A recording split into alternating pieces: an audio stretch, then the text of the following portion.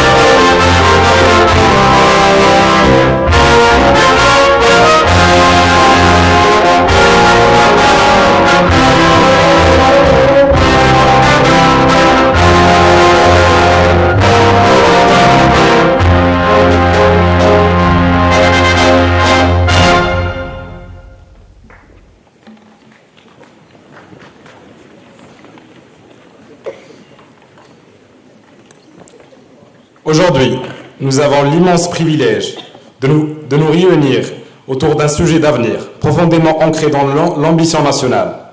L'export des startups marocaines à l'horizon 2030, une conquête vers les marchés africains et mondiaux. Dans un monde où l'innovation redessine les frontières économiques, où les alliances sud-sud s'identifient et où le Maroc affirme chaque jour un peu plus de leadership régional, cette conférence se veut à la fois un espace de réflexion, de partage d'expériences et de projection stratégique. Sans plus tarder, permettant à nos distingués intervenants d'ouvrir le dialogue, de partager leur expertise et de nous nourrir ensemble cette vision d'un Maroc entrepreneurial, tourné vers l'Afrique et le monde. Salam alaikum wa rahmatullah. Alors tout d'abord, j'aimerais parler de quelque chose. C'est un vrai honneur que d'être parmi vous. Lorsque Ziyed m'a contacté pour que je vienne animer, ou plutôt modérer cet événement, je me suis dit quelle est la raison pour laquelle je me déplacerai de Casablanca dans cette école. Et puis j'ai fait ma petite enquête et je me suis rendu compte que, comme ces personnes assises à côté de moi, que tout commençait par une vision. Hassan Tani, avait créé déjà l'idée d'une école militaire, d'après ce que j'ai entendu. Son fils, notre roi, Mohammed Sadis, a parachevé cette idée en créant une école qui permet aux cadres marocains de porter le flambeau de la dignité humaine et marocaine un peu plus loin.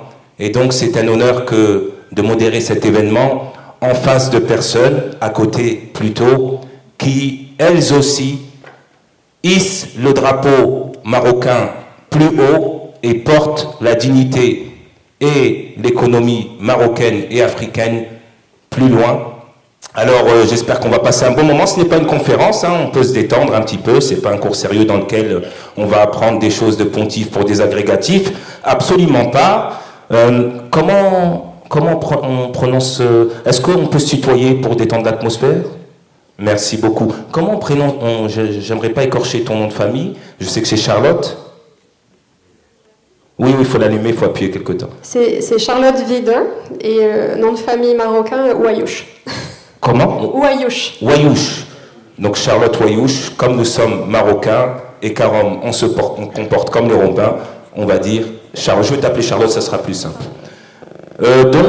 J'aimerais tout d'abord remercier évidemment au nom de l'école Mohammedia d'ingénieurs, j'aimerais évidemment remercier le haut patronage de Sa Majesté Mohammed Sadis Lainsro. On peut l'applaudir s'il vous plaît. Évidemment l'administration de l'école Mohammedia des ingénieurs qui sans elle cet événement n'aurait pas lieu. Je crois que nous avons un confrère qui arrive. On peut l'applaudir pour cette entrée théâtrale d'ailleurs. Et j'aimerais aussi remercier le comité d'organisateurs du forum de l'école Mohammedia des ingénieurs entreprises et évidemment les participants à côté de moi qui sont venus malgré leur emploi du temps. Je sais que quand on est entrepreneur, c'est un chemin qui est lent, qui est patient, c'est beaucoup de solitude, c'est un agenda qui est rempli et malgré cela, ils ont pris de leur temps pour venir nous éclairer à la lampe de la lumière pour nos start-upers qui poussent l'économie marocaine et africaine plus loin. Bon, cela c'est fait pour les remerciements. Alors, comme à l'accoutumée, nous allons honneur aux dames. Et puis je suis très content qu'il y ait une dame aussi, et marocaine, qui soit leader et qui occupe des responsabilités hautes et qui vienne représenter dans cette école. Je tiens à féliciter d'ailleurs l'initiative parce que nous étions censés avoir une autre femme, mais malgré les circonstances, cette femme n'a pas pu venir. Comme quoi le Maroc évolue au niveau du business, mais au niveau aussi du statut de la femme, et ça j'en suis très fier. Et au nom de l'école, applaudissons toutes les femmes qui occupent des postes à responsabilité et qui prétendent, Inch'Allah, à occuper de postes à haute responsabilité. Applaudissez, détendons-nous. Alors je vais commencer évidemment avec Charlotte avec une question très très simple. On va laisser la parole à Charlotte pour qu'elle nous explique Tarikh ou Géographie ديالها. بغيتوني نهضروا شويه بالعربيه؟ Non? Oui? J'ai l'impression qu'il y a 10 personnes. Oui ou non? J'ai rien entendu. Oui ou non? En anglais? En français, d'accord. Donc Charlotte, on va respecter un petit peu la langue avec laquelle, parfois on a une langue avec laquelle on pense mieux. Et parfois c'est le français, parfois c'est l'anglais, il se trouve que c'est le français. On va respecter ça sans aucun souci. Et est-ce que tu aurais la gentillesse de nous dire, Charlotte, qui tu es et comment tu en es arrivé à être la personne que tu es aujourd'hui pour venir nous éclairer à la lampe de ta lumière? Merci pour la question. Je pense que c'est grâce à mes parents, si je suis là. C'est eux qui ont décidé d'avoir quelqu'un. Donc juste la petite correction, je suis française, mariée avec un Marocain. Ça fait 20 ans que je connais le Maroc. Je suis toujours pas très bonne en darija, c'est pour ça que je préfère les questions en français. Donc pour vous expliquer, déjà, bonjour à tous. C'est impressionnant de vous voir tous en tenue. C'est plus nous qui sommes impressionnés que vous, en tout cas. Donc ravi et merci pour l'invitation et je suis ravie de passer un petit moment avec vous. Donc pour vous expliquer, moi je m'appelle Charlotte Vieder, je suis directrice générale d'un cabinet de conseil qui s'appelle Launchex, qui est dans l'écosystème OCP UM6P. Donc moi je suis basée à Ben Guerir, donc ce matin j'ai pris le train pour venir vous voir, tout était climatisé, tout s'est très bien passé et j'ai été très bien accueillie par Elias, voilà, qui m'a tout montré. Donc merci pour l'invitation. Avec grand plaisir. Applaudissons Charlotte, s'il vous plaît. Je réitère la question à mes confrères assis là, comme ça on va tourner les questions et puis on reviendra à Charlotte après pour entrer un peu plus dans des questions de business, dans des questions aussi de soft skills, parce que c'est vrai que vous êtes ici à l'école et que vous augmentez vos compétences techniques, mais il y a aussi la réalité du terrain, j'en parlais tout à l'heure, et la carte c'est pas le territoire. Donc la réalité du terrain, c'est-à-dire qu'on peut être très intelligent, mais si on est en pleine tempête dans l'océan et qu'on ne sait pas nager, vous connaissez les risques inhérents à tout cela. Est-ce que tu aurais la gentillesse, cher ami, de te présenter, de nous dire aussi ton parcours, ton histoire, ta géographie, s'il te plaît? Applaudissez-le, s'il vous plaît. Merci, cher ami. Donc, très belle prestation.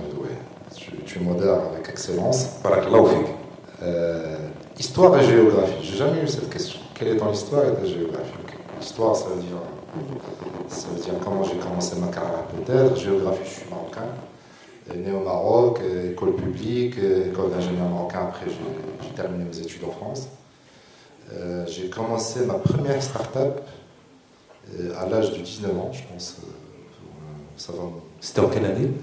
Quand même. Donc c'était il y a très loin. Donc je pense en 2003, 2002. Ouais. Est-ce qu'on peut applaudir cela, s'il vous plaît? Parce que quand même, le Maroc a beaucoup bougé et nous avons des précurseurs des startups. Je te laisse continuer. Merci. Donc voilà, donc j'ai commencé ma carrière quand j'étais dans l'école d'ingénieur. D'une manière un peu plus pratique, j'ai décidé de commencer 2 startups quand j'étais dans l'école. Ça a été très difficile à gérer. Mais en tout cas, c'est une expérience dont je suis fier parce que ce que j'ai appris durant ces années où j'avais commencé un business alors que j'étais hyper jeune, m'ont appris des choses que je n'aurais jamais appris ailleurs. Donc, ce que je suis aujourd'hui, en tout cas, je peux, en fait, une grande partie de mes soft skills et de ma manière de gérer mon style. Tu as parlé de Feu Hassan II, donc il disait l'homme c'est le style. En tout cas, mon style, je l'ai forgé quand j'étais étudiant, quand j'avais commencé l'histoire de la start-up. Et puis après, j'ai commencé une carrière en France, dans l'industrie automobile, en fonderie, avant de revenir à OCP. Donc, on m'a recruté sur un salon de recrutement à Lyon. Et j'ai commencé une très belle carrière au niveau du groupe OCP. Donc, j'ai commencé en tant qu'ingénieur en maintenance, mais rapidement, j'ai pris le rôle de Change Agent, parce qu'on avait commencé un programme de transformation, visant à doubler les capacités sans investissement supplémentaire. Et donc, j'avais le courage de dire, moi, je veux être dans le projet, puisque j'étais parmi les plus jeunes, donc on m'a autorisé de le faire. En tout cas, long story short, donc, en 2016, quand j'étais directeur général de l'une des filiales du groupe OCP, 2018, j'ai décidé de quitter pour aller aux US, pour apprendre l'entrepreneuriat encore une fois, et aussi apprendre le venture capital, le capital risque, à la Silicon Valley. Donc une très belle expérience que j'ai eue aux US avant de décider de revenir pour rejoindre UM6P cette fois, en tant que directeur de l'entrepreneuriat, du venturing. Donc c'est le pôle qui anime les activités autour de l'entrepreneuriat, les programmes d'accélération et d'incubation. Directeur général du fonds capital risque du UM6P, un fonds de capital risque amorçage. Et puis je suis aussi fondateur et directeur général du Fovatech, une start-up hard tech qui vise à transformer et révolutionner le business model de la machinerie industrielle. C'est vraiment, on va raconter une petite histoire pour détendre l'atmosphère. C'est vraiment une grande fierté. Quand je suis rentré au Maroc, comme notre cher ami, je suis rentré sans vouloir faire du storytelling à 2 balles ou quoi que ce soit, pour contribuer à l'essor de mon pays, en sous-estimant peut-être les capacités, les compétences des Marocains inconsciemment. Quand je vois ce qui se passe depuis belle lurette, je me dis que j'ai bien sous-estimé le Maroc et que les graines qui ont été semées par Hassan Thani, par Mohamed Sadis, on commence à récolter les fruits de tout cela. Et au niveau marocain et aussi africain, permettez-moi de vous dire, moi qui ai passé quelque temps en France, je suis franco-marocain, que je sens l'effervescence ici extraordinaire. Et que tous les investisseurs, et mes confrères et ma consoeur le savent, pardonnez-moi, ressentent cette effervescence qui est en train de se passer au Maroc. Donc nous allons vivre, Inch'Allah, des grandes saisons d'opportunités. J'en reviens à mon frère, al-Islamtik, rien de grave j'espère. Si Hassan, il faut qu'il fasse de la politique, surtout كاملين. Il y a que si. الطاقة الإيجابية, l'énergie. Je suis que votre serviteur, Allah al-Qassim. Sidi Moulay, merci d'être ici. Est-ce que tu aurais l'amabilité de dire à nos sœurs et nos frères qui es-tu et comment en es-tu arrivé au... J'aimerais dire pas les postes, mais plutôt la concentration, parce que être un start-upper et un entrepreneur et un visionnaire, parce que je pense que vous êtes des visionnaires et que nous avons des visionnaires ici. C'est un état d'esprit, c'est une action. Ce ne sont pas que des mots ou des compétences techniques. Comment en es-tu, arrivé à avoir cette concentration que tu as et être cet homme de conviction, cet homme d'action que tu es? Tout d'abord, c'est un plaisir et un honneur d'être ici aujourd'hui et surtout de vous voir aussi bien habillé. Je vais vous dire, nous on a une vue extraordinaire de vous. Oui. Et ça fait chaud au cœur de voir cette promotion de jeunes ingénieurs qui, Inch'Allah, façonneront le Maroc de demain. Et quand on vous voit ici aujourd'hui, on se dit que le Maroc sera entre de bonnes mains. Et tabarakallah alaykoum, et bravo pour ce que vous êtes et ce que vous faites. Vous pouvez vous applaudir pour ça, vraiment. Tabarakallah alaykoum. Alors moi j'ai grandi à Rabat, donc je suis revenu à ma ville natale, que j'ai quitté comme vous après le bac, pour aller faire une classe préparatoire avec un grand défaut, c'est que, avec du recul, j'aurais probablement fait les choses autrement, mais le grand défaut, c'est que je suis devenu épicier et non ingénieur. Et Moulhanout. Moulhanout. D'accord. Et tous les épiciers ont un petit complexe caché face aux ingénieurs. Et ensuite, comme la plupart des personnes qui sont là, le devoir de la nation nous appelle, et sans vouloir faire de storytelling, on reste attaché à nos valeurs, à notre culture, à notre pays, à notre religion. Et donc je suis rentré en 2011, il y a déjà 14 ans, pour devenir consultant dans un cabinet qui s'appelle le Boston Consulting Group, BCG. Alors j'ai commencé à Paris, ensuite je fais partie de la promotion qui a ouvert le bureau de Casa.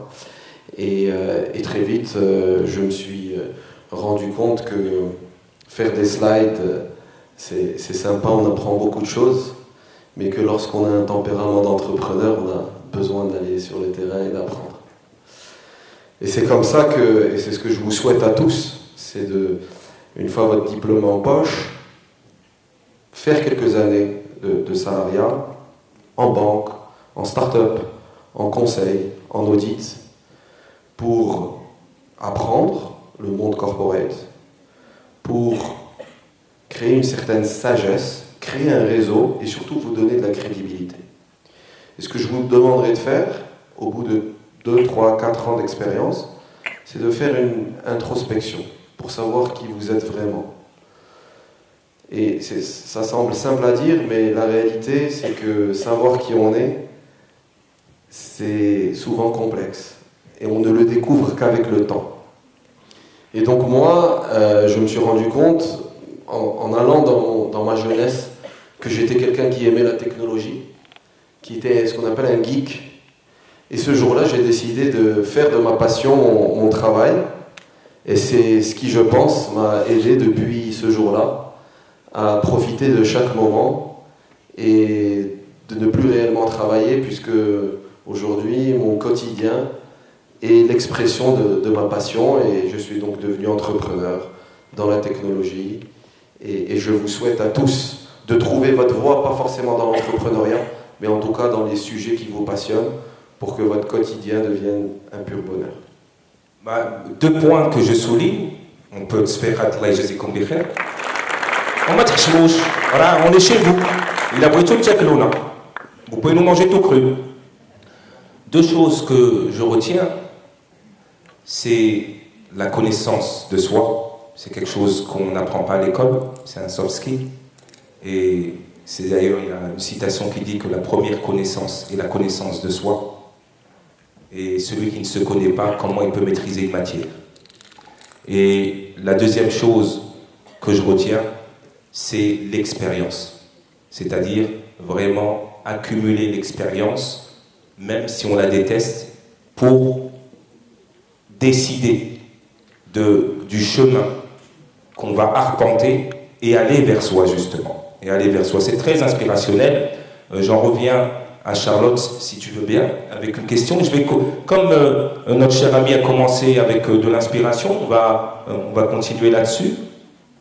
Alors, sans regarder mes fiches, je vais te poser une question. En regardant un petit peu, je ne te connaissais pas, je ne vous connaissais pas, je fais connaissance avec vous et je me suis dit, waouh, je comprends. D'ailleurs, Zied, excellente initiative. On est resté hier soir, il m'a présenté les personnes et la journée. Et je tiens à vous dire d'applaudir ce jeune homme-là parce que c'est un passionné. Il fait les choses avec le cœur et avec passion.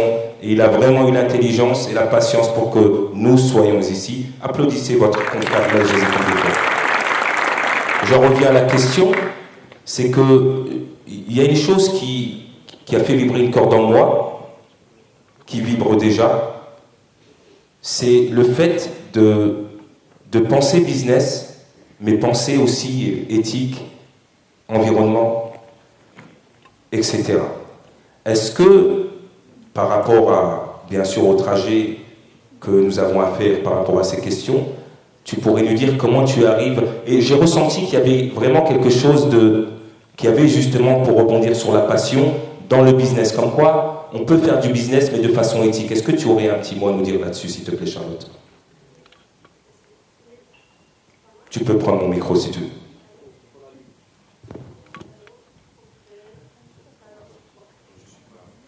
Alors, juste pour rebondir sur ce qu'on vient de dire, moi j'ai une bonne nouvelle à annoncer à toutes les personnes dans le public, c'est par rapport à la connaissance de soi, en fait, plus vous allez vieillir, plus vous allez vous connaître.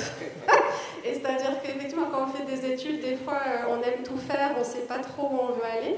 Et juste pour rebondir sur l'entrepreneuriat, j'imagine que vous avez peut-être des projets d'entrepreneuriat dans votre cursus, mais si ce n'est pas le cas, je vous invite à faire des 1000 projets en dehors de l'école ou à l'école s'il y a des projets d'entrepreneuriat, parce que l'entrepreneuriat, ça vous permet de toucher à tout. Vous allez toucher au marketing, au business, à la finance, à gérer des gens, à aller chercher des partenariats, à convaincre des clients. Et en faisant ça, ça va peut-être aussi vous aider à vous découvrir vous-même sur quels sont vos talents et en tout cas, qu'est-ce que vous aimez faire.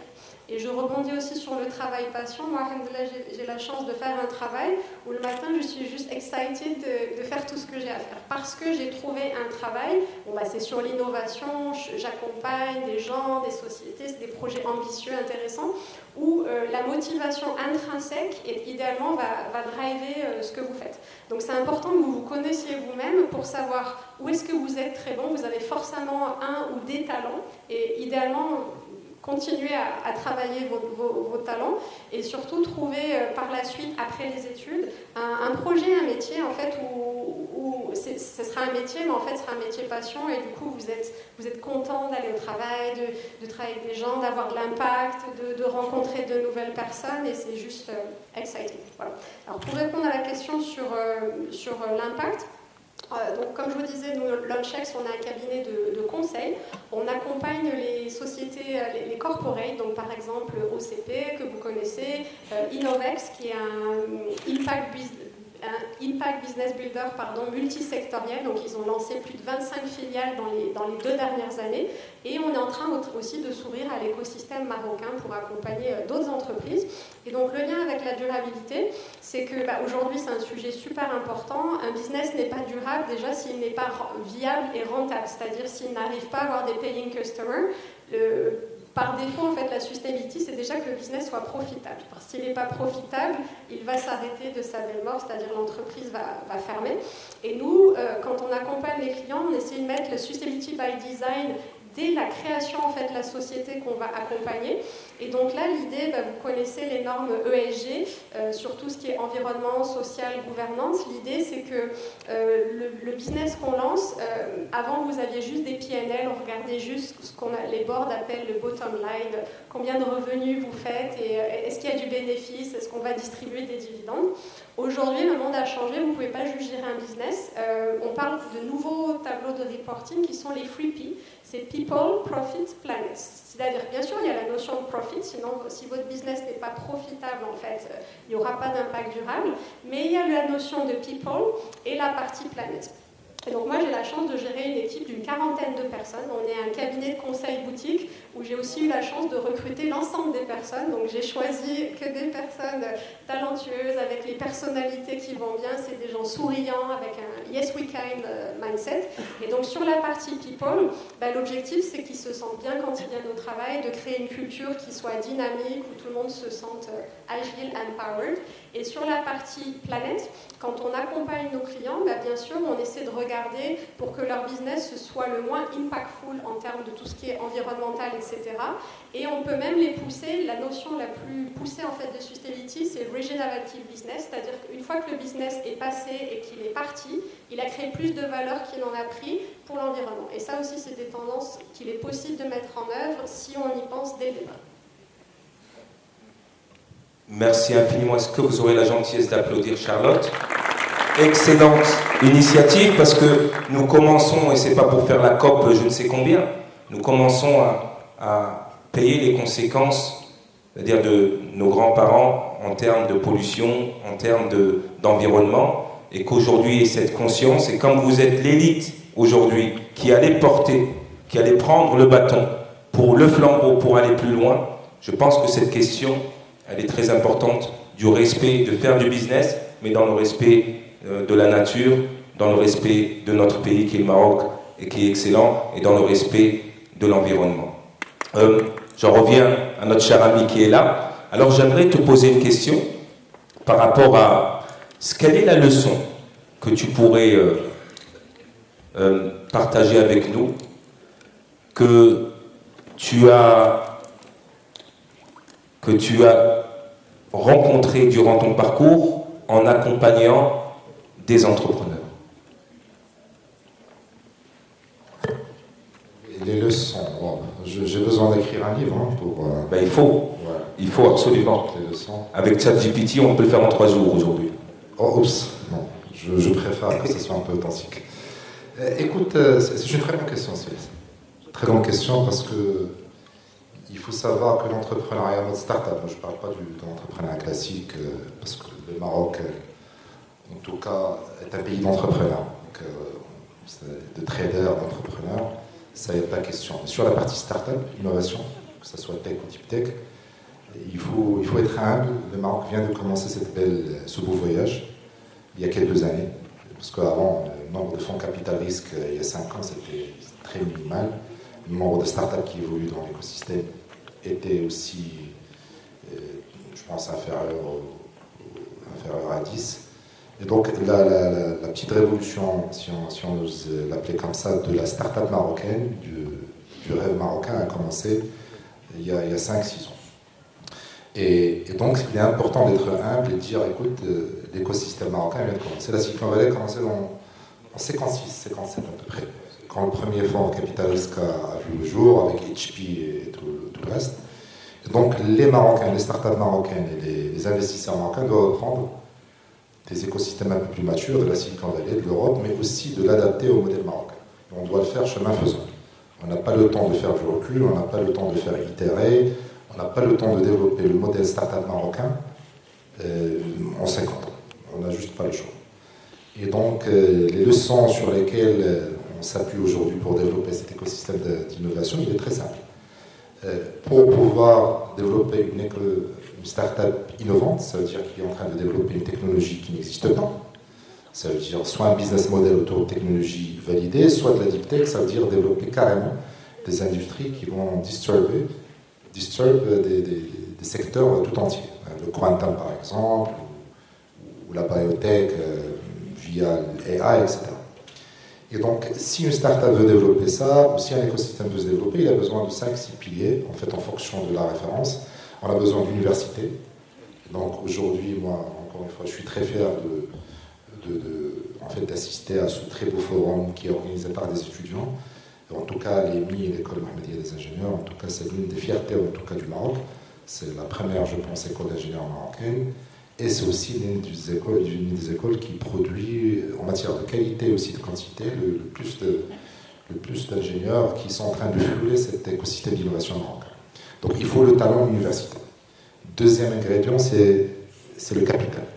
Et je ne parle pas du capital classique, le growth capital ou les banques. Moi, je parle du capital risque. C'est quoi le capital risque? C'est le premier maillon de la chaîne d'investissement. Donc il y a plusieurs types d'investissements. Mais le capital risque, c'est celui qui vient en mode amorçage. Quand tu viens d'avoir l'idée, quand tu as un pitch deck, quand tu as un rêve, quand tu es en train de dire je vais développer l'app ou la technologie qui va changer le monde parfois. Donc tu as besoin de quelqu'un qui croit en ta personne, qui croit en ton idée, qui croit en ta folie. Et ce type de capital aujourd'hui, il est en train de se développer au Maroc. Mais on en a besoin. Parce que ce capital, il permet plus ou moins de mettre de l'argent sur un projet risqué, fragile, ce qu'on appelle dans la vallée de la mort. Et puis on a l'autre élément très important aussi, qui est celui des talents au-delà des universités, et qui doivent aussi alimenter, parce que ces startups ont besoin de codeurs, ont besoin de leurs employees, etc. Et bien sûr, il y a le cadre réglementaire, il y a le gouvernement aussi qui doit jouer son rôle pour adapter le cadre réglementaire à ce type de structure qui sont assez innovantes. Il faut, en matière de régime fiscal, en matière de définition de la start-up, en matière de capacité d'exporter, il faut adapter tout un armada de réglementation pour pouvoir supporter ces startups. Et donc, dès lors qu'on a cet écosystème complet, ce qu'il faut faire, c'est avoir une culture entrepreneuriale qu'il faut inculquer chez les entrepreneurs. Et pour répondre... J'aimerais juste que vous tatouiez cette phrase dans votre tête. Avoir une culture entrepreneuriale. C'est très important. Je te laisse continuer, Ismaël. Merci, Charles. Donc on passe à la culture. En fait, tout ça, c'est une introduction pour répondre à ta question. Qu'est-ce qu'il vous faut, les amis, pour devenir entrepreneur? Je vais vous poser une question. Qui sont ceux qui ont le rêve de créer une start-up innovante ici, dans la salle?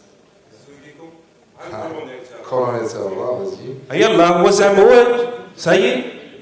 C'est quand même bon. C'est quand même, on va dire, une quarantaine de pourcents. C'est pas mal. Donc, il y a quelques années, si j'avais posé la même question, il y aurait quasi zéro. Parce qu'on ne connaissait pas c'est quoi la start-up. C'était pas on va dire, un pas de sérieux de carrière. Mais aujourd'hui, ça le devient grâce justement à des gens comme notre ami Ismaël, qui est l'un des précurseurs en fait, de la start-up marocaine. Il a créé plusieurs start-up, la dernière Chéri. Et Chéri, c'est une start-up marocaine, qui est créée par des Marocains et qui a réussi à délever des dizaines de millions de dollars de chez des fonds internationaux. Et donc, c'est l'exemple aujourd'hui, c'est l'un des modèles en tout cas qu'il faut suivre. Mais il y a quelques années, il n'y en avait pas. Donc aujourd'hui, si vous voulez forger, pour ceux d'entre vous en tout cas qui veulent commencer immédiatement, le premier conseil, c'est il ne faut pas avoir peur de l'échec. C'est très important. Parce qu'une start-up, par nature, c'est une itération. C'est beaucoup d'itérations. Il faut commencer.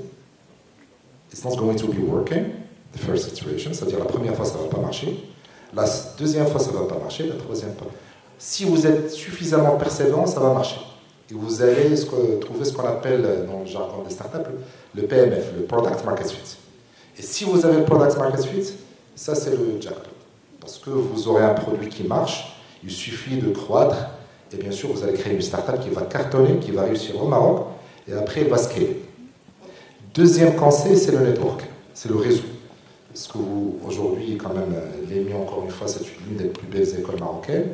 Donc, en matière de technicité, moi, j'ai aucun doute sur votre capacité de créer des produits innovants. Mais il faut savoir que développer une entreprise n'est pas uniquement lié à la capacité technique à développer le produit. Il vous faut un réseau. Un réseau pour plusieurs raisons. La première, c'est de pouvoir lever des fonds. Parce que quand vous avez une idée, les gens doivent croire en vous. Et ça se crée à travers un réseau.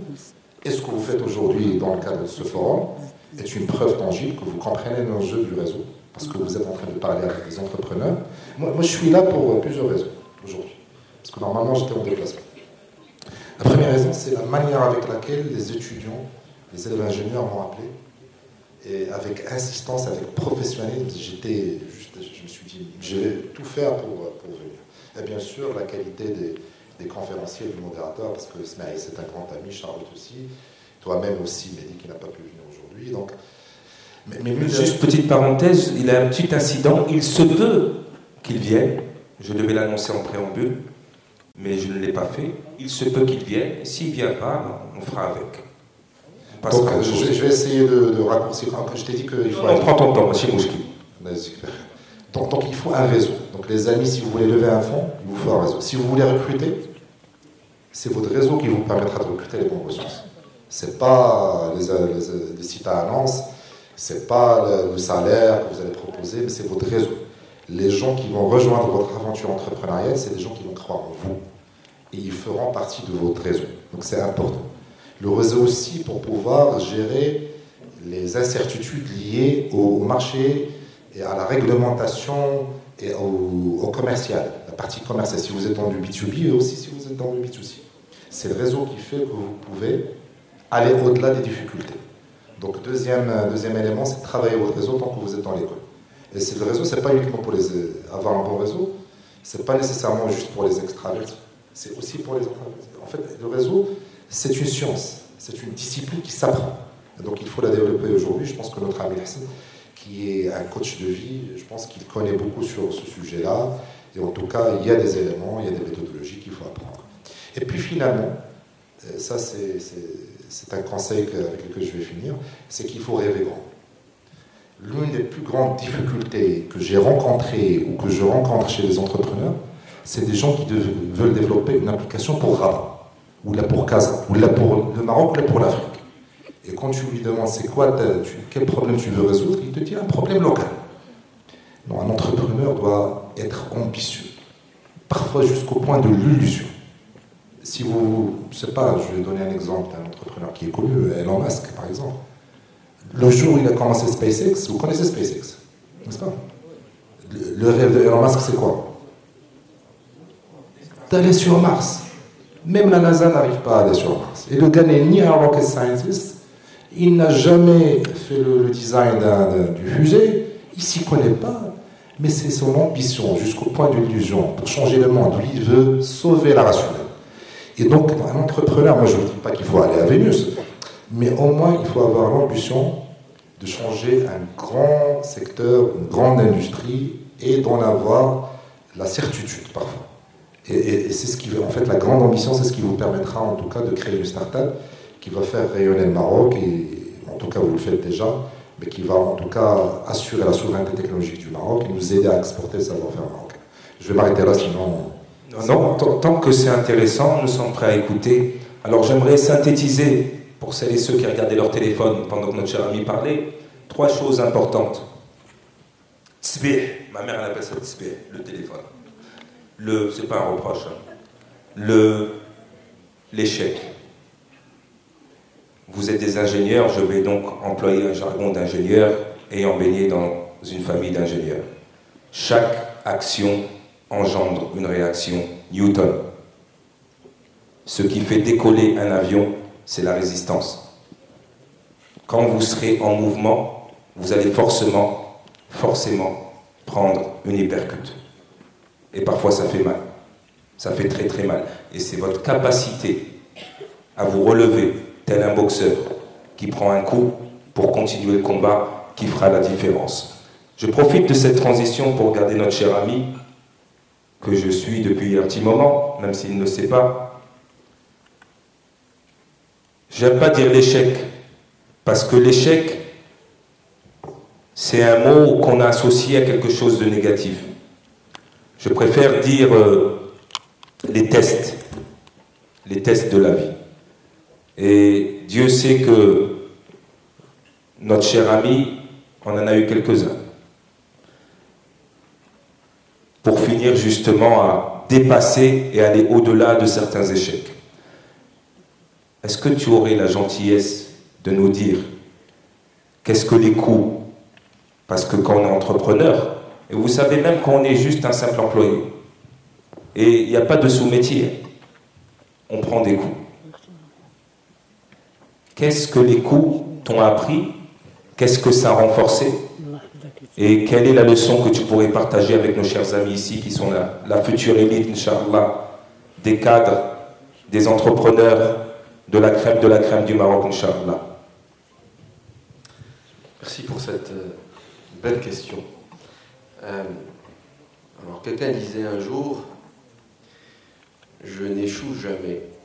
Soit je réussis, soit j'apprends. Parce qu'on ne peut pas mieux apprendre qu'en échouant. L'échec est sur le chemin de la réussite.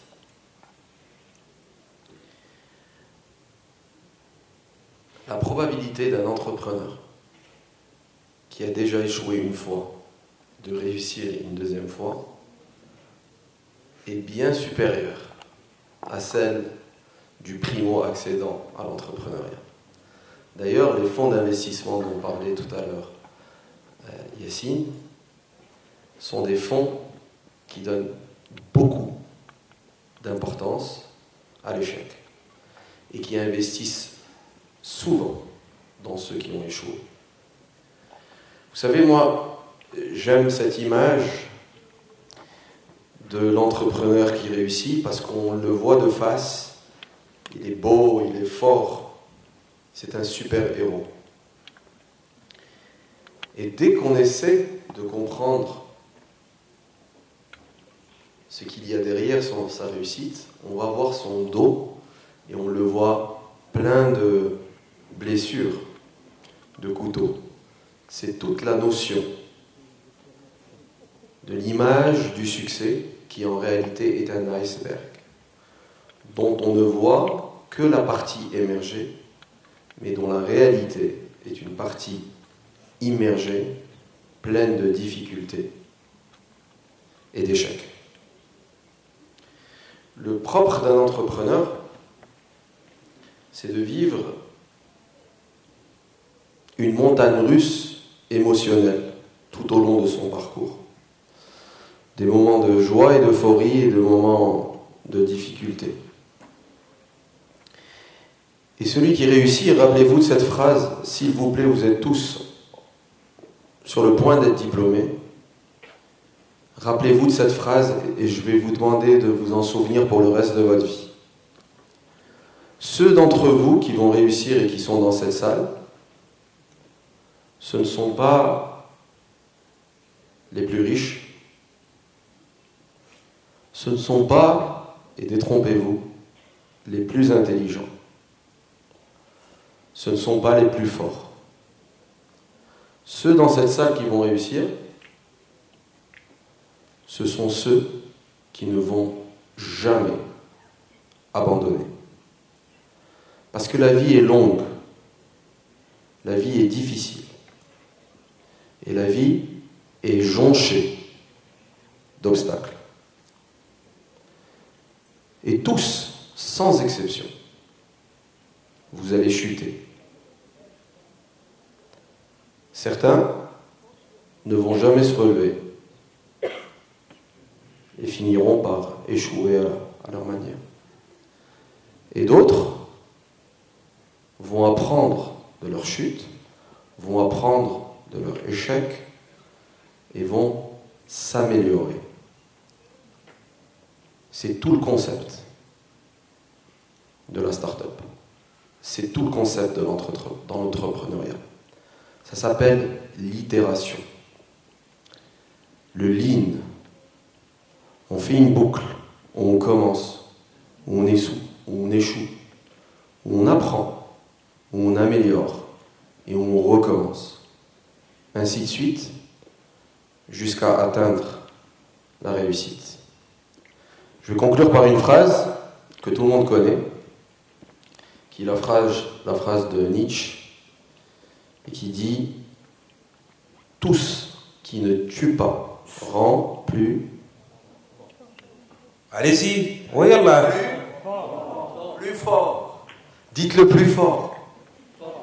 Fort. Tout ce qui ne tue pas rend plus fort. Absolument. C'est le concept même... applaudissons nos chers amis. J'ai oublié d'ailleurs de applaudissements pour notre cher frère ici. C'est le concept même du développement personnel. Hein, l'entrepreneuriat, c'est du développement personnel. La vie, c'est du développement personnel. L'école elle-même. Le concept même du développement personnel, je vais vous le dire, ça synthétise un peu ce que nous avons entendu depuis tout à l'heure. J'ai une vision, donc j'ai un objectif. Je passe à l'action, parce que c'est l'action qui détermine les résultats, n'est-ce pas? Une action, je renvoie à Newton, engendre une réaction, bonne ou mauvaise. Il n'y a pas de bonne ou mauvaise, c'est pas péjoratif. Soit je m'approche de l'objectif, soit je m'éloigne de l'objectif. Mais en vérité, je vais vous dire quelque chose, on ne s'éloigne jamais de son objectif. Jamais. Même quand on a l'impression qu'on s'en éloigne. Et puis après cette réaction, je vais réfléchir aux leçons, je tire les leçons de ma chute, je redéfinis une stratégie et je repasse à l'action et ainsi de suite.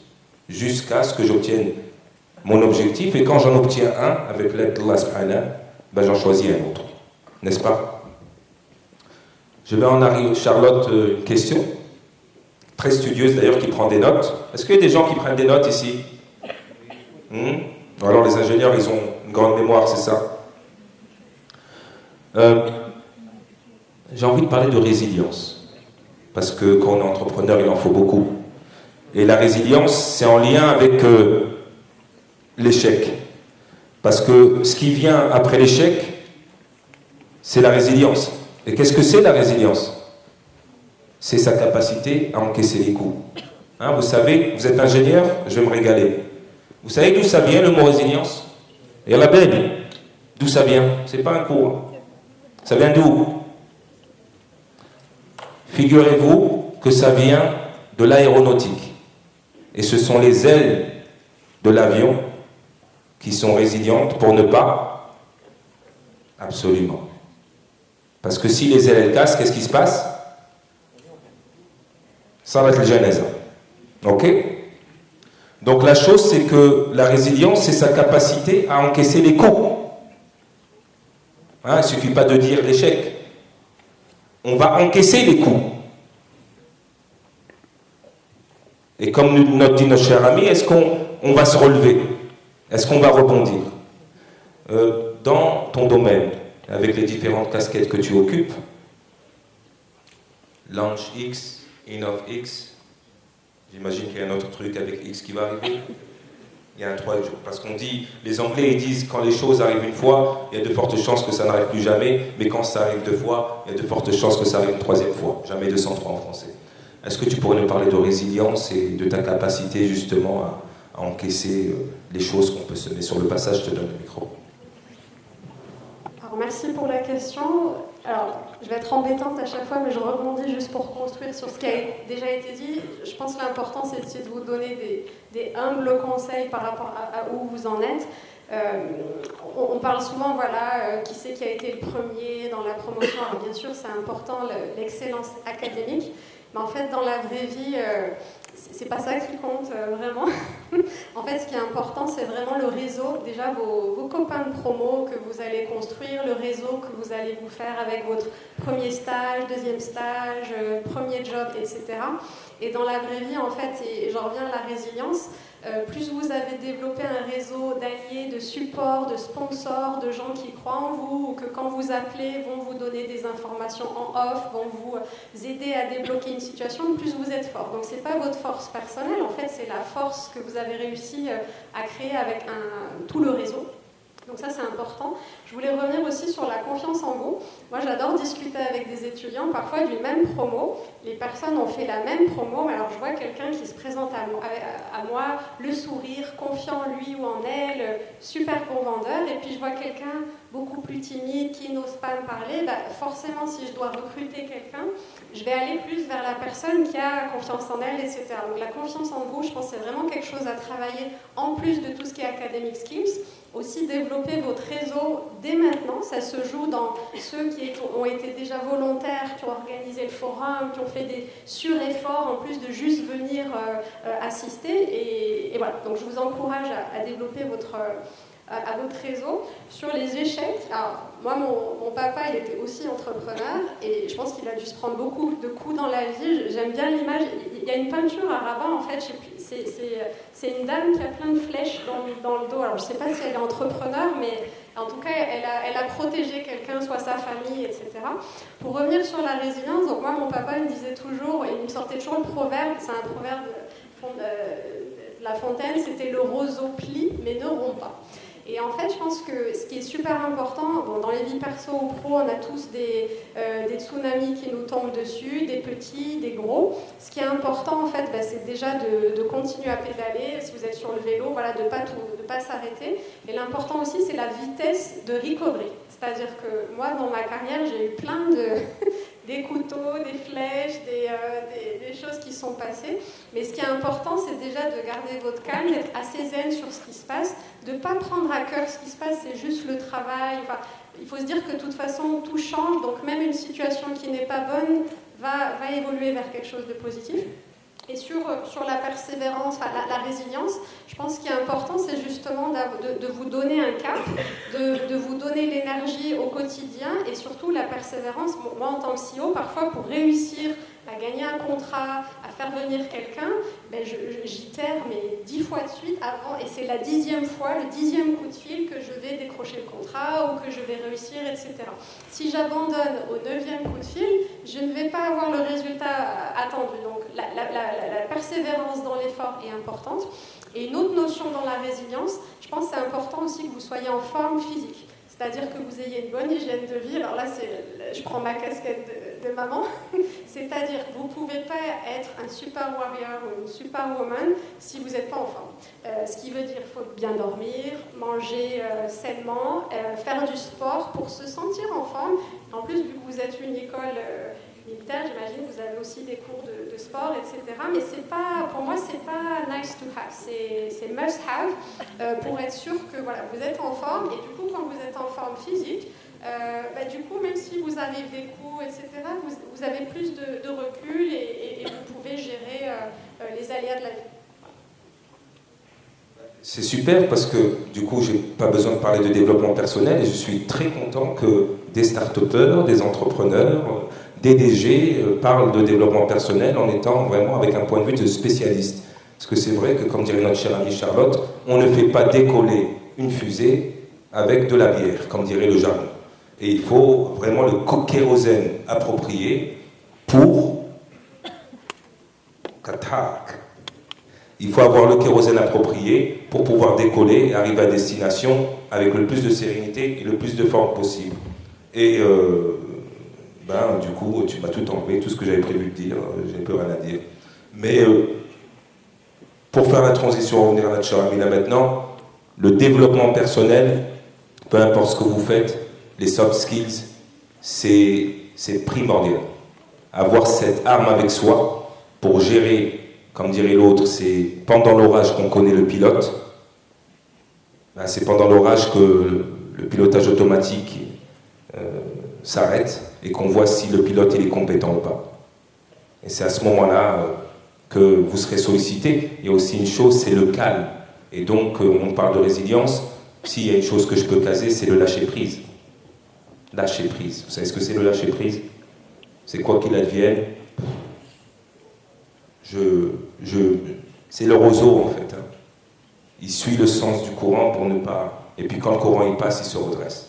Je me laisse aller. Vous savez, je ne sais pas si ça vous est déjà arrivé à la plage, quand le courant, il prend un être humain, les personnes qui meurent, j'ai un ami qui est mort comme ça, parce qu'il a lutté contre le coup. Il s'est fatigué lui-même parce qu'il a lutté contre une force qui est plus grande que lui. Il suffisait, la plupart du temps, hein, pour celles et ceux qui font du surf, il faut juste se laisser prendre. Et la mer finit par nous recracher. Excusez-moi cette expression. Alors, je vais poser une autre question par rapport au balbutiement du moment où tu t'es dit je vais faire ça, c'est ça que je veux faire. Start-upper, entrepreneur, toutes ces belles choses que tu fais, ces casquettes que tu endosses aujourd'hui, est-ce que tu as eu un moment où cette vision, parce qu'on parle de vision depuis tout à l'heure, tu t'es dit c'est ça que je vais faire et je vais m'y tenir jusqu'à la victoire ou la mort? Écoute, il ne s'agit pas d'un moment sur une échelle de temps absolue où je me suis dit ça. Ça, je le dis chaque jour.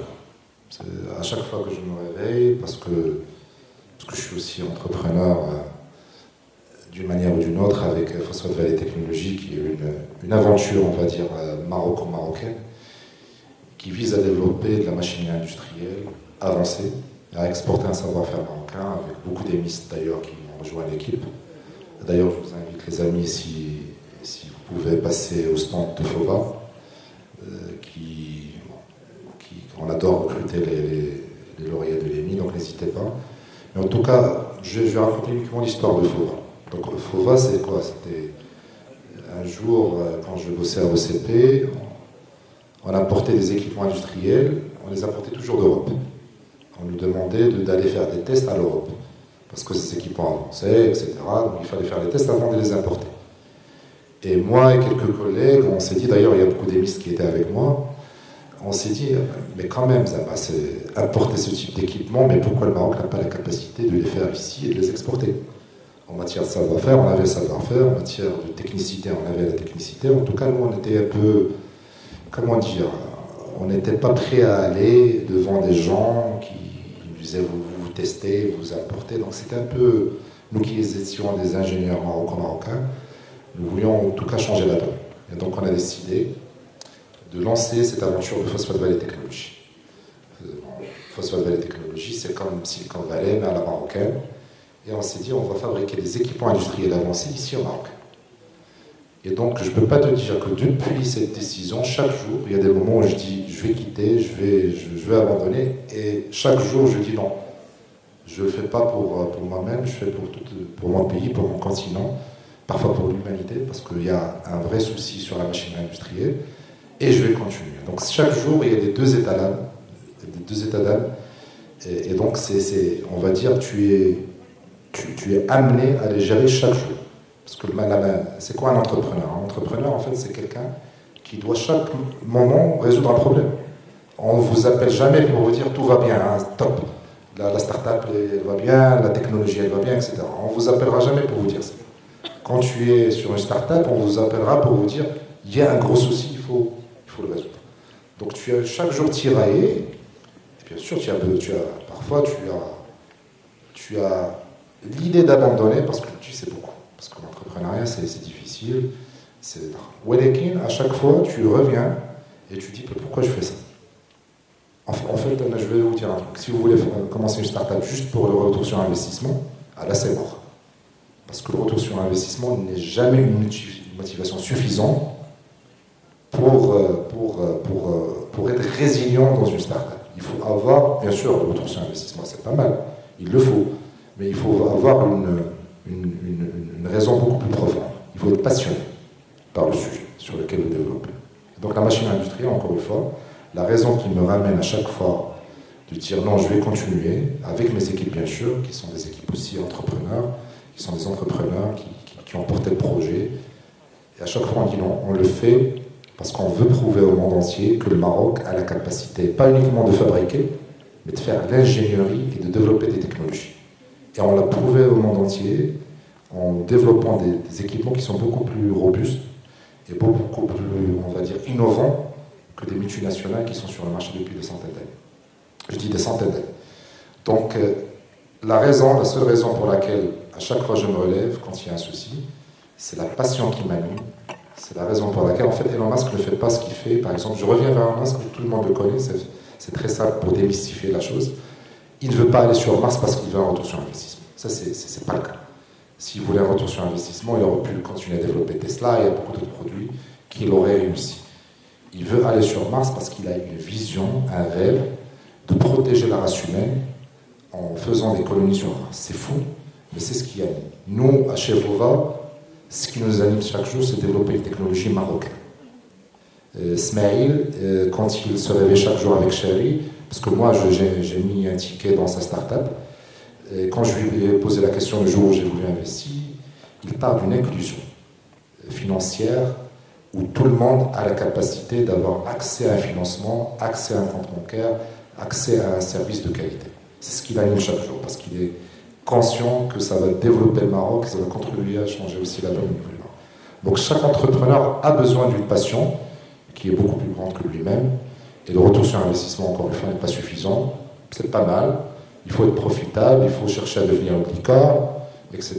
Mais il faut, en tout cas, les raisons qui font que tu es résilient, que tu continues l'histoire, l'aventure, elle est beaucoup plus profonde que le retour sur investissement. Désolé si, faute de temps, j'aurais voulu faire ça de façon équitable, mais je profite de cette transition pour annoncer le mot de la fin. Je crois que le Hassan Tani, il a commencé avec une vision, avec cette école. Mohamed Sadis a continué avec une vision.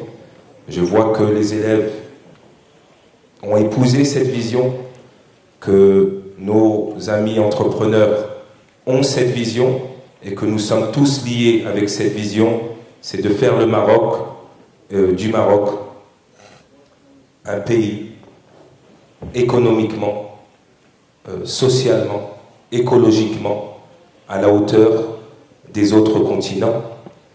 Je nous souhaite de continuer avec cette passion et cette vision qui nous permettra, et je répète cette phrase, de hisser le drapeau marocain plus haut, de porter le flambeau du business, de l'entrepreneuriat, de la dignité, de tout ce que vous voulez plus loin, Et merci à tous les participants ici d'avoir pris de leur temps pour vraiment nous éclairer avec leur expérience, avec leur expertise. Vous pouvez les applaudir si vous le voulez.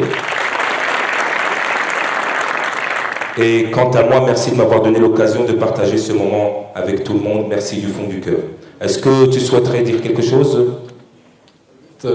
concernant le Q&A qu'on va faire maintenant, mais j'espère bien, si je peux avoir une réponse pour une question, je commence moi-même. Bien sûr. En fait, cette question est à effet organisationnel. En fait, durant l'organisation, etc., j'ai trop cherché à propos des startups, etc. Et je me demande aujourd'hui, startup, ok, startup, ça commence à grandir, c'est petit, ça prend de l'ampleur, mais quand on parle, par exemple, si la startup a un siège social, elle a un DG, elle a toute une équipe, comment on va parler d'une entreprise quand la startup va passer à une entreprise? Parce qu'on voit, quand on pense à startup, c'est une petite idée qui évolue, qui prend de l'ampleur, mais c'est quand que cette start-up va être une entreprise. Par exemple, Chali, par exemple, c'est une start-up, mais les chiffres d'affaires, il y a des entreprises marocaines avec des sièges sociaux, etc., qui ne font pas le même chiffre d'affaires. Il faut voir, par exemple, on aimerait bien avoir même M. Mehdi Alaoui aussi, mais les conditions ne le permettent pas, mais quand la start-up va passer vers une entreprise, si ça prend beaucoup d'ampleur, un siège social, toute une équipe, quand on va appeler la start-up une entreprise?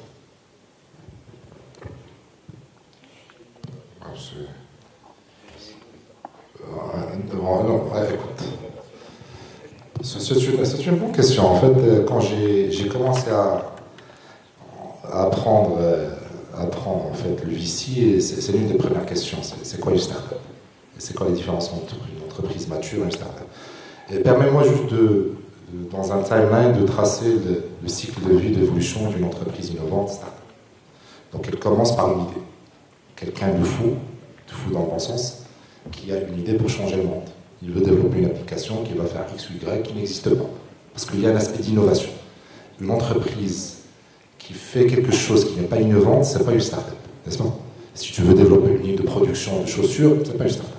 Si tu veux développer une chaussure qui te permet de voler, c'est une start-up. Donc c'est juste pour voir. Donc tu as une idée innovante, un pitch deck. Tu lèves le premier fonds auprès de la famille, des économies, ce qu'on appelle les 3 F, Friends, Fool and Family. Et après, tu passes au développement de ton POC. Ça, on appelle le pre-seed et le seed, l'amorçage. C'est la phase d'amorçage où tu développes ton MVP. MVP, c'est le Minimum Viable Product. Une fois que tu développes ton Minimum Viable Product, tu vas à la recherche du Product Market Fit. C'est quoi le Product Market Fit? C'est un état où ton produit, ton service, il a un marché qui a été prouvé. Donc tu as des demandeurs et la taille de marché de ces demandeurs est suffisamment grand pour répondre à tes besoins de cash, n'est-ce pas? Donc c'est ce qu'on appelle le PMF. Une fois que tu atteins le PMF, c'est la croissance. C'est après la série A et B. Donc en général, la série A vient au moment où il y a un PMF. Et donc après le PMF, donc, tu dois développer une croissance exponentielle. Et tout ça, jusqu'à la série B, F, il y a même SpaceX aujourd'hui, il n'est pas profitable, il est en série F. Il a déjà levé quelques milliards de dollars dernièrement de chez Sequoia. Donc tout ça, c'est une croissance exponentielle, une croissance agressive où on n'a pas atteint un stade de maturité. Dès lors que tu atteins un stade de maturité, où la croissance est à 2 chiffres ou à 1 chiffre, 4%, 5%, 6%, où tu as un marché, ton produit est bon, ton objectif c'est de faire de la rétention et d'étendre ton marché géographiquement ou horizontalement, là tu deviens une entreprise classique. N'est-ce pas? Il n'y a pas une norme, mais en général il y a des événements qui définissent ce passage d'une start-up, de la start-up jusqu'à là. Ces normes, en fait, il y a 2-3 événements. Le premier événement, c'est une acquisition. Une acquisition de ta start-up par un grand groupe, pour l'intégrer en tant que business unit. Et en général, ça se passe quand c'est suffisamment mature pour que ça devienne une business unit d'une big corporate. C'est l'un des moyens les plus pertinents pour l'exit. L'exit, c'est la sortie du capital. Deuxième événement, c'est l'IPO. Quand tu fais un IPO, en général, maintenant on fait des IPO même pour des startups, mais l'IPO, c'est-à-dire la sortie en bourse, dans un monde normal, parce qu'aujourd'hui, même les startups, parfois, ils font l'IPO à travers le SPAC. Mais dans un monde normal, quand tu fais l'IPO, c'est-à-dire une levée de fonds auprès des marchés publics, Tu le fais quand tu as atteint ton PMF et tu es sur une croissance classique. Et tu deviens une entreprise classique. Et puis finalement, c'est quand l'entreprise ne fait ni exit, ni acquisition, elle ne se vend pas, ni IPO, mais elle devient suffisamment mature pour réaliser des chiffres d'affaires prédictibles. L'exemple de Microsoft, l'exemple aussi de Twitter, qui n'est pas public aussi. Twitter aujourd'hui, ce n'est pas une start-up. C'est devenu une entreprise classique. Mais il y a quelques années, c'était une start-up qui levait des fonds, n'est-ce pas? Donc il y a plusieurs événements qui font que l'entreprise passe. Mais tu n'as pas à t'inquiéter. Parce que ça va prendre au moins 7 ans avant d'atteindre cela. Donc tu as tout le temps chez toi pour garder le statut de start-up, qui est pas mal. En fait, cette question était juste parce que dans mes recherches, etc., j'ai vu que il y a le groupe. J'ai posé la question d'ailleurs en off aujourd'hui matin au ministre, M. Scoli, qui était là, et à propos des PME, etc. Pourquoi il y a ce groupe de start-up qui mettent des chiffres de ouf, et pourtant ils ne peuvent pas collaborer. Ils ne peuvent pas collaborer avec les entreprises qui parfois ne mettent pas les mêmes chiffres, mais ils se pensent juste beaucoup plus classe. Les start-up, c'est pas organisé, etc. Et même si les start-up prennent beaucoup d'ampleur, et pourtant on ne voit pas de collaboration entre les deux. Ces chiffres n'ont pas beaucoup d'ampleur en matière de chiffre d'affaires. Ils ont donc beaucoup d'ampleur en matière de valorisation. Et c'est quoi une valorisation? Une valorisation, c'est la perception d'un investisseur de la taille de cette entreprise. Quand on a une licorne, par exemple, c'est un investisseur ou un groupe d'investisseurs qui te disait de la start-up, même en pré-revenu, il ne fait pas de chiffre d'affaires. Moi, je pense qu'il vaut plus de 1 milliard de dollars. Pourquoi? Parce que les prospects de croissance sont exponentiels. Ils te disent, cette start-up, son produit, il est très proche de la sortie, et donc je pense que cette start-up va générer 1 milliard de dollars d'ici 5 ans. Tu vois? Donc il y a une grande différence entre la valorisation des start-up et les chiffres d'affaires que réalisent ces entreprises. Oui, les start-up, surtout aujourd'hui, et ces dernières années, il y a une survalorisation parfois des start-up, donc les investisseurs, parce que quand tu rencontres un bon entrepreneur qui est résilient, qui remplit toutes les cases dont nos collègues ici on en parlait, et quand le produit est bon, tous les investisseurs du monde entier veulent mettre un ticket. Donc qu'est-ce qui se passe? La valeur elle augmente. Et ça devient une licorne, une décacorne, etc. Tu sais combien c'est valorisé SpaceX aujourd'hui? C'est des dizaines de milliards de dollars, alors qu'elle n'est pas profitable aujourd'hui, n'est-ce pas? Elle n'est pas d'EBITDA, elle est négative, n'est-ce pas? Donc c'est là comment les investisseurs considèrent la croissance future de ces startups. Donc et ça c'est la grande différence entre les deux. C'est pas le chiffre d'affaires.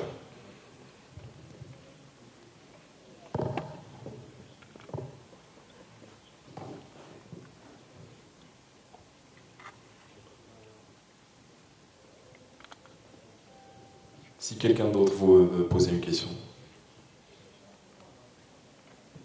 Oh, personne. Comment? Oui, apparemment, hein, ça s'éteint. Ah oui, c'est vrai.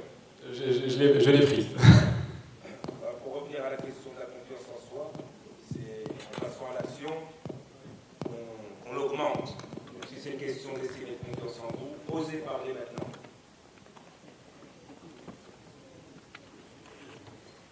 Ouais, non. On applaudit s'il vous plaît. Tout d'abord, je tiens à remercier tous nos intervenants aujourd'hui, et ainsi que notre modérateur pour ce panel éblouissant que dont vous nous avez fait part. Et ça a illuminé nos esprits. J'aimerais poser plutôt une question assez, je dirais, particulière à mon sens. Je pense que dans votre cycle de carrière entrepreneuriale, il y a sûrement un moment où on doute, on a des doutes, on a des remises en question. Quels sont d'après vous, comment faire face à ces doutes et surtout comment savoir qu'on commence à se poser les bonnes questions dans ce cycle entrepreneurial? Et si vous permettez, si c'est possible, j'aimerais bien avoir une réponse de votre part, Monsieur Belkhayat, si vous le souhaitez, bien sûr. Bien sûr. Alors, juste en une phrase, la start-up ne se définit pas dans le temps ni dans la taille. La start-up, pour moi, c'est avant tout un état d'esprit. On peut être très grande entreprise avec un esprit start-up, comme on peut être une société unipersonnelle avec une mentalité plus classique. Donc, garde ça en tête. La start-up, c'est une façon de faire des choses. C'est une façon de voir la vie. Et il n'y a aucun autre indicateur que le mindset. Écoute, pour répondre à ta question, bien sûr qu'il y a des moments de doute. Il y a tout le temps des moments de doute. Et dans la même journée, tu as des moments d'euphorie où tu as l'impression que tu vas créer la prochaine licorne parce que tu as une bonne nouvelle qui te vient de tes équipes et un produit qui commence à prendre. Et puis, quelques heures plus tard, tu obtiens un message d'un investisseur qui te dit « Ah, finalement, on a décidé de ne pas investir. » Et là, tu te dis « Est-ce que je suis en train de prendre le bon chemin ?» Et souvent, tu te compares à tes amis qui ont fait carrière dans des entreprises et où tu les vois progresser en termes de responsabilité, en termes de revenus, en termes de carrière. Et le plus grand ennemi de l'entrepreneur, c'est justement la solitude. Et c'est la solitude qui est à l'origine du doute. Parce que tous ici, il y a nous qui nous exprimons, il y a nous qui parlons à nous-mêmes. Ce que moi j'appelle le cinéma mental que nous avons. Un cinéma dans lequel on fait passer des films. Alors des fois c'est des films de bonheur, mais des fois c'est des films d'horreur. Et c'est ces films d'horreur qui vous donnent le doute. Et quand vous êtes seul, le doute se place et souvent vous fait abandonner. Et c'est là toute la force de ce que disaient tout à l'heure nos amis à travers le réseau, à travers savoir bien s'entourer. Moi je conseille à tout le monde qui monte une start-up avec un état d'esprit start-up. Rappelle-toi, définition de la start-up, c'est un mindset. Essayez d'y aller avec un cofondateur, dans la mesure du possible qui soit complémentaire. Pourquoi complémentaire? Parce que, justement, dans vos moments de doute, lui sera euphorique. Et dans vos moments d'euphorie, lui sera probablement dans le doute et vous allez vous entraider. Alors, il y a le cofondateur, mais pas seulement. Essayez de vous entourer de personnes qui ont des énergies positives, qui vous tirent vers le haut. On a tous dans notre famille, dans nos amis, cette personne qui va vous démoraliser, quel que soit ce que vous allez lui dire, elle va vous répondre « Ah non, c'est impossible que ça marche ». Apprenez à prendre du recul et de la hauteur. Et puis enfin, j'aimerais parler d'un élément important par rapport à ta question, qui est celle du doute, qui arrive à tout le monde sans exception. Il n'existe pas un seul entrepreneur qui ne doute pas. Et c'est pour ça que certaines personnes ont eu cette excellente idée de créer des incubateurs, des accélérateurs, qui sont des endroits qui sont faits pour que des entrepreneurs puissent se mélanger entre eux. Et justement, combattre cette solitude de l'entrepreneur. Lorsque tu vas dans un accélérateur, ton voisin de droite ou de gauche, c'est quelqu'un qui est dans une autre start-up, mais qui est dans le même bateau que toi. Tu te rends compte qu'il a exactement les mêmes doutes que toi. Tu te rends compte qu'il a exactement les mêmes problématiques que toi. Et même s'il est dans une autre société, le fait de l'écouter te dire à quel point c'est difficile te permet de relativiser tes problèmes et te dire que tu n'es pas le seul. Et je conclue par ça, j'en profite pour faire un témoignage. Dans le parcours de Chali, nous avons eu la chance de nous faire accélérer dans un endroit qui, il y a encore quelques années, n'était pas très attractif. Et qu'il l'est devenu progressivement grâce au travail des personnes qui sont là et qu'on remercie, et qui ont fait de Ben Grir un centre d'innovation, où j'ai eu la chance d'être accéléré à Startgate. Par, encore une fois, une université qui s'appelle l'Université Mohamed VI Polytechnique et qui est avant-gardiste à l'échelle, je pense, mondiale dans l'encouragement des start-upers et dans la création d'un écosystème qui permet l'éclosion de l'innovation. Non seulement ils m'ont accéléré, mais en plus ils m'ont permis de rencontrer des investisseurs, dont un investisseur international qui s'appelle Plug and Play, qui m'a ouvert les yeux sur le monde de la Silicon Valley, qui m'a aidé à rejoindre le Y Combinator, qui m'a aidé à rencontrer des investisseurs tels que l'université d'Harvard, qui a écrit un business case sur nous. C'est facile à dire et de se vanter en disant voilà ce qui nous est arrivé. Mais tout cela n'aurait pas été possible si, au départ, on n'avait pas eu confiance en nous et si on n'avait pas créé cet écosystème qui est venu combattre la solitude de l'entrepreneur. Aujourd'hui, je suis très fier de dire qu'on est des lauréats de l'Université Mohamed VI Polytechnique à travers son programme d'accélération, mais aussi une portfolio company du venture, du VC que gère brillamment Yassine, qui s'appelle l'UM6P Ventures.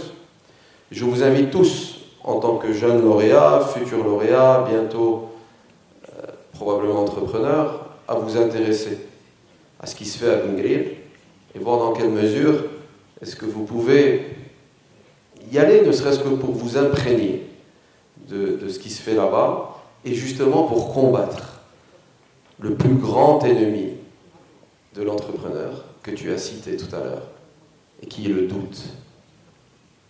Le doute, c'est l'inverse de la confiance. On a ici un coach de vie qui est exceptionnel, avec une énergie incroyable, qui a brillamment modéré ce panel et qui a une confiance en lui qui est extraordinaire. Il faut puiser dans cette confiance pour combattre ce doute et aller le plus loin possible, et c'est tout ce que je vous souhaite. Merci pour ces compliments et en toute modestie. Je veux juste ajouter quelque chose parce que ça me semble important, non pas pour monopoliser la parole, d'autant plus que c'est plus une thématique qui concerne ma consoeur et mes confrères. Mais j'aimerais, cette chose du doute, c'est l'antichambre ou l'inverse de la confiance en soi. Finalement, quand je vous entends, j'entends que du développement, en fait, peu importe. Après, en fait, c'est une paille-là et on met tout ce qu'on veut dedans. Mais c'est du développement de tout ce qu'on entend depuis tout à l'heure. C'est se développer soi-même, développer une intelligence collective, se développer aussi collectivement, individuellement, etc. Une des premières des choses qu'un coach de vie, j'aime plus le mot coach, parce que tout le monde est devenu coach, comme dirait ma mère, coach. Et c'est une des premières choses qu'on vérifie chez une personne quand elle vient en séance, c'est est-ce que cette personne est soutenue. Une des premières choses. Quand quelqu'un a un objectif, puisque le développement personnel, c'est l'accompagnement d'une personne dans l'atteinte d'un objectif, la start-up, c'est exactement la même chose, c'est on vérifie est-ce que cette personne, et je le répète pour la 3e fois, est soutenue. Si elle n'est pas soutenue, on ne travaille pas l'objectif. Vous savez pour quelle raison? Parce que il y a très peu de chances, si ce n'est aucune, que cette personne réussisse. La première des choses qu'il faut faire, peu importe le projet,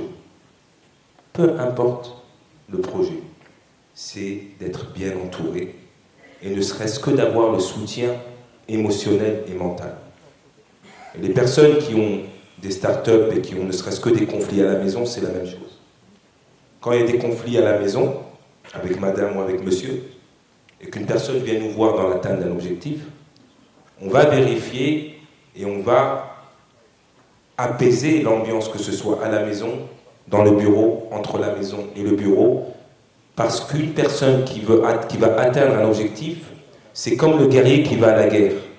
S'il va à la guerre en s'étant embrouillé avec sa femme, avec son mari, il n'y va pas avec un cœur vaillant et l'esprit léger. Vous comprenez ce que je veux dire?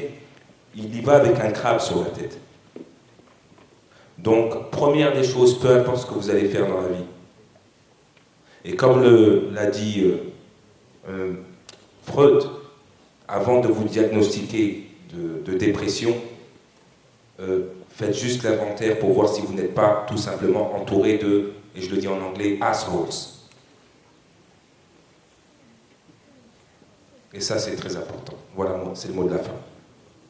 Pour moi.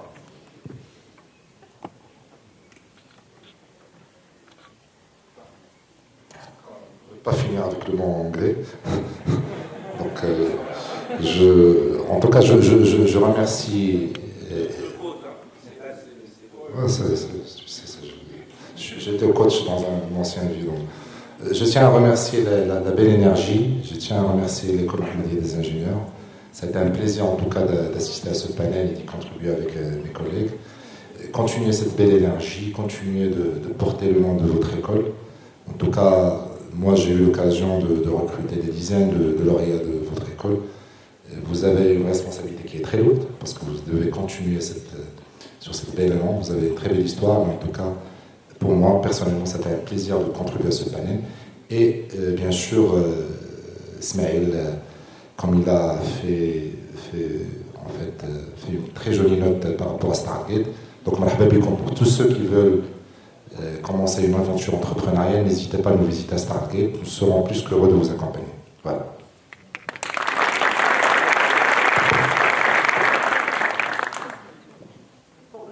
Je remercie aussi tout le monde. Donc merci pour l'accueil et merci pour l'animation avec le speaker. Un dernier conseil pour vous, j'ai envie de dire, c'est la force du mental. Parce qu'en fait, quand vous avez un mental costaud, du coup, vous êtes persévérant, vous pouvez passer à travers les épreuves. Nous, à Lunchax, on fait beaucoup de planification, donc on prépare, on fait des roadmaps. Et puis ensuite, on a deux mots-clés qui sont très utiles dans la vie. On a Yallah, parce qu'en fait, tant que vous ne passez pas à l'action, il ne se passe rien. Et on compte sur la baraka, donc on dit Yallah, Inch'Allah, et après, à vous. Donc je vous souhaite beaucoup. Et si... Donc je vous souhaite beaucoup de succès, Inch'Allah, pour la suite, et merci de nous avoir accueillis. Si vous permettez juste une chose, un point soulevé par Ismaël, bien sûr c'est un bosseur, juste revenons le doute. Il ne faut pas oublier que parfois le doute est créateur. Quand on doute, ça nous amène à poser les bonnes questions. Et quand on parle de start-up, start-up c'est consortir une idée du chaos. Alors c'est l'essentiel, c'est pas, on ne va pas faire un business comme d'autres, mais non, on va être exceptionnel sur ce point.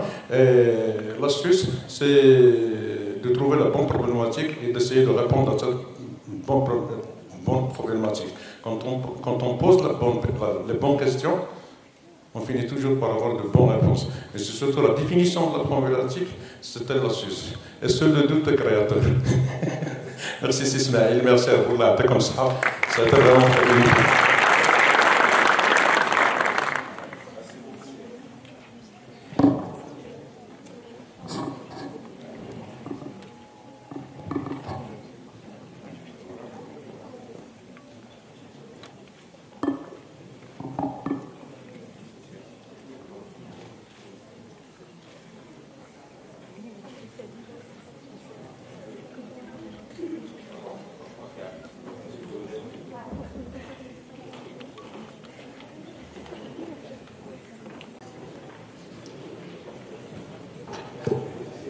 Donc je vous remercie tous pour votre présence et on se dit à demain pour notre deuxième panel à 15h. Merci à tous et à toutes.